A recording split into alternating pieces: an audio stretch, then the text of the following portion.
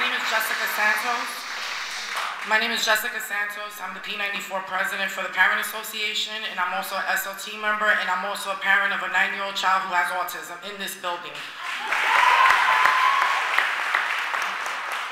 The main goal of having a school for autistic children in a community school like P188 is not only to educate the children, but to teach and prepare them as much as possible to one day have the children integrated in general education with their peers. That's the main focus for District 75, not secluding us, not keeping us in a corner in a classroom, not keeping us separate from our peers. Our children are the same as everybody else's children in this building, whether they have a disability or not. Taking away space for these resources jeopardizes that goal and also impairs the program that P94 has worked very hard to establish in our school. Our school has been moved 5 separate times within the past 5 years. One of those moves was actually from this building into P15, so girls prep can be accommodated into this building. We proved that we were actually being a community school. We opened the doors, we put our kids over there, we went through the difficulties of the transition that takes place for our children and for our staff. Along with that, this move also itself has committed an established community within this building.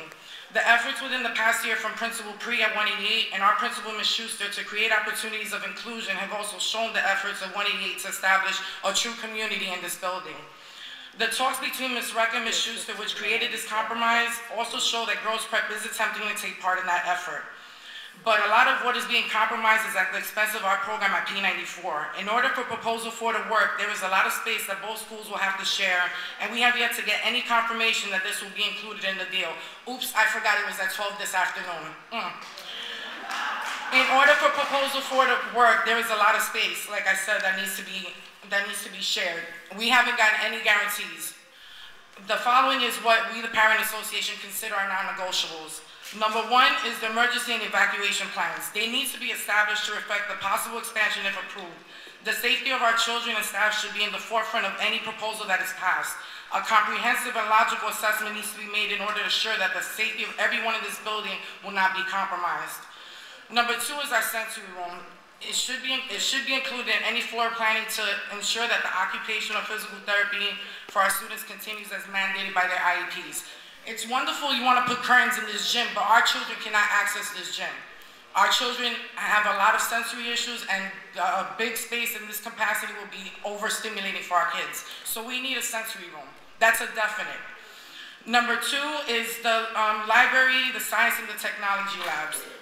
With the conversations, there was talks about Girls Prep and P94 actually establishing common space with those 3 rooms. But we have yet to get any guarantee in the space. So what we're asking for is that along with this proposal that there's a contract between the schools to guarantee every student has access. And I mean every student. I'm not just saying P94, I'm saying all 3 schools. And we would like it to be established not only by school administration, but it should be included as a legal abiding contract. The music and the theater rooms. If the floor plan does not include allocating space for our music and theater program, then this too needs to be included in a formal agreement allowing us to use one of the 2 auditoriums in the building. And this again needs to be compromised with all 3 schools since everybody deserves equal opportunity within the building. Number 5 for us is the emotional literacy room. If the floor plan that is created does not provide the space for the program, there needs to be an alternative space identified to continue this crucial program in order to continue establishing the social and emotional development that our children need in order to develop the skills that having autism has compromised in our children. As I mentioned, our kids, they're different, but they're not less. Our kids do need the extra therapy. Many of you may not understand, but I can tell you right now, in the next near future, the way that the rate is going, you're gonna understand. It's 1 in 110 births. When my son was born, it was 1 in 250 births. It has changed 4 separate times, and I'm witness to this. And so is everybody else in this building, and it's gonna be, and if you haven't been touched by it, you soon will be. As I have discussed, it is evident that some of the needs of our children are different from the students at Girls Prep and 188. Our children are different, but they're not less. Their needs shouldn't be considered any less than the needs of any other student population in the city. Thank you. Woo!